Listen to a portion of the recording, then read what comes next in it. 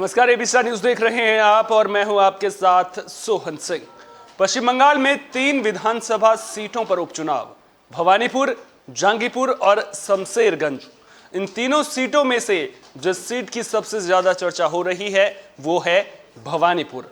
वैसे तो भवानीपुर को सीएम ममता बनर्जी का गढ़ माना जाता है, लेकिन क्या इस बार बीजेपी ममता बनर्जी को भवानीपुर में टक्कर दे पाएगी?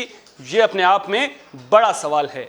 बीजेपी ने इस सीट से प्रियंका टिब्रेवाल को उम्मीदवार बनाया है। अब इस विधानसभा सीट से 2 लाख से ज्यादा की जनता किस उम्मीदवार पर भरोसा जताती है, ये तो आने वाला वक्त ही बताएगा। जनता में चुनाव को लेकर खासा उत्साह भी देखने को मिल रहा है। बता दें कि उपचुनाव के परिणाम 3 अक्टूबर को आएंगे। ममता बनर्जी के लिए यह उपचुनाव कई मायनों में खास है, क्योंकि अगर ममता बनर्जी को सीएम की कुर्सी पर बने रहना है तो उन्हें हर हाल में उपचुनाव में जीत दर्ज करनी होगी, क्योंकि विधानसभा चुनाव के दौरान नंदीग्राम सीट से बीजेपी के शुभेंदु अधिकारी से वो चुनाव हार गई थी। हम सब ने देखा था कि बंगाल चुनाव के दौरान हिंसा किस कदर भड़की थी।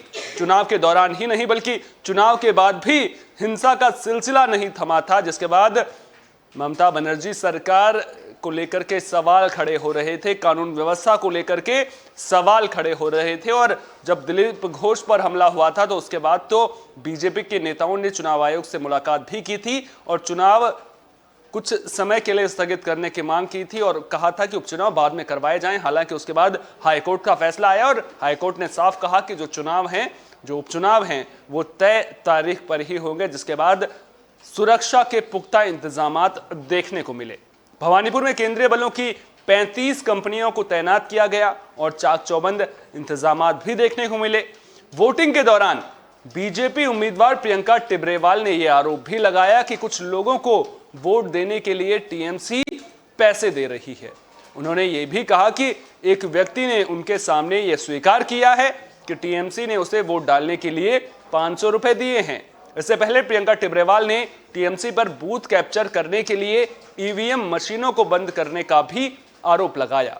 हालांकि टीएमसी ने आरोपों को सिरे से खारिज कर दिया, लेकिन आखिर ममता बनर्जी के लिए भवानीपुर की ये सीट खास क्यों है? क्या भवानीपुर उपचुनाव ममता बनर्जी के लिए सीएम की कुर्सी बचाने भर की चिंता है? अगर आप ऐसा सोच रहे हैं तो ऐसा बिल्कुल भी नहीं है, क्योंकि भवानीपुर उपचुनाव के जो परिणाम आएंगे वो राष्ट्रीय राजनीति को भी प्रभावित करेंगे। दरअसल आपको याद होगा कि हाल ही में टीएमसी की ओर से बयान आया था कि राहुल गांधी के रूप में विपक्ष को प्रधानमंत्री का विकल्प नहीं दिखता है और अब ममता बनर्जी प्रधानमंत्री का विकल्प बन सकती हैं। हाल ही में आपने ममता बनर्जी के विपक्ष को एकजुट करने की कोशिशों को भी देखा होगा। दरअसल ममता बनर्जी विपक्ष का चेहरा बनकर साल 2022 के लोकसभा चुनाव की तैयारियां करती हुई भी नजर आ रही हैं, लेकिन अगर भवानीपुर उपचुनाव के नतीजे उनके पक्ष में नहीं आते हैं तो फिर क्या विपक्ष ममता के नेतृत्व को स्वीकारेगा? हालांकि अभी भी विपक्ष उन्हें स्वीकारेगा और कांग्रेस इसके लिए तैयार होगी, ऐसा लगता तो बिल्कुल नहीं है। रही बात किसी नेता के मुख्यमंत्री रहते उपचुनाव हारने की, तो ऐसा बिल्कुल भी नहीं है कि पहले ऐसा नहीं हुआ है।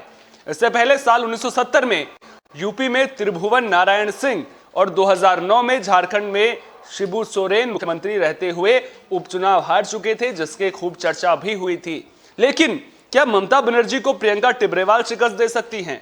हालांकि इतिहास पर अगर नजर डालें तो इतिहास इसकी गवाही नहीं देता है, क्योंकि जो इतिहास है वो ममता बनर्जी के साथ में है, लेकिन राजनीति में कब क्या हो जाए कुछ कहा नहीं जा सकता। बात ममता बनर्जी की करें तो ममता के लिए भवानीपुर सीट बिल्कुल भी नई नहीं है। इससे पहले वो यहां से साल 2011 और 2016 में विधानसभा चुनाव भी जीत चुकी हैं, लेकिन इसके बावजूद उन्होंने इस साल नंदीग्राम सीट को चुना, जहां उन्हें शुभेंदु अधिकारी के हाथों हार का सामना करना पड़ा। अब बीजेपी की ओर से यह बयानबाजी की गई थी कि ममता बनर्जी ने गिरते वोट शेयर के चलते भवानीपुर सीट छोड़ी थी।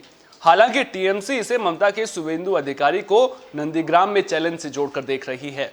इस बार भवानीपुर से टीएमसी ने शोभनदेव चट्टोपाध्याय को मैदान में उतारा था और उन्होंने न सिर्फ बीजेपी के रुद्रानिल घोष को हराया, बल्कि 2016 की तुलना में जीत के अंतर को भी सुधारा और फिर उन्होंने ये सीट सीएम ममता बनर्जी के लिए खाली कर दी। अब एक नजर पिछले चुनावों के वोट शेयर पर भी डाल लेते हैं।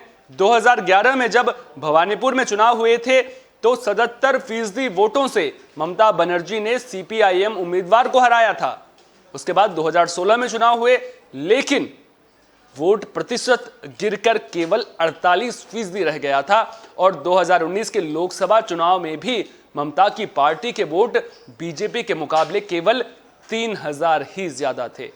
हालांकि इस बार जो टीएमसी उम्मीदवार थे उन्होंने वोट जो प्रतिशत है उसमें सुधार जरूर किया है, लेकिन अब जनता के बीच में क्या संदेश गया है यह अपने आप पे बड़ा सवाल है और देखना दिलचस्प होगा कि जो भवानीपुर उपचुनाव के जब नतीजे सामने आएंगे तो उन नतीजों में क्या देखने को मिलेगा और उसका राष्ट्रीय राजनीति पर कितना असर पड़ेगा। क्योंकि अगर ममता बनर्जी भवानीपुर उपचुनाव को हारती हैं तो जिस तरह से वो विपक्ष का चेहरा बनने की कोशिश कर रही हैं, उनकी तमाम कोशिशों को भी धक्का लगता हुआ नजर आएगा। अब ऐसे में आपने देखा होगा कि किस तरह से उपचुनाव को लेकर के भले ही ममता बनर्जी की जीत इस सीट पर तय मानी जा रही थी, लेकिन उन्होंने जी जान एक कर दी थी, लगातार एक के बाद रैलियां करते हुए नजर आई थी। तो साफ है कि ममता बनर्जी कोई भी कोर कसर नहीं छोड़ना चाहती थी। वो भी जानती थी कि भवानीपुर जो उपचुनाव है उसकी अहमियत कितनी है, केवल सीएम की कुर्सी बचाने को लेकर ही नहीं बल्कि 2024 में जब लोकसभा चुनाव होंगे तो उसके लिहाज से भी भवानीपुर उपचुनाव ममता बनर्जी के लिए बेहद अहम है। अब देखना दिलचस्प होगा कि भवानीपुर उपचुनाव के जब नतीजे सामने आएंगे तो फिर परिणाम क्या कुछ निकलता है। फिलहाल के लिए इस खास पेशकश में इतना ही। दीजिए इजाजत, नमस्कार।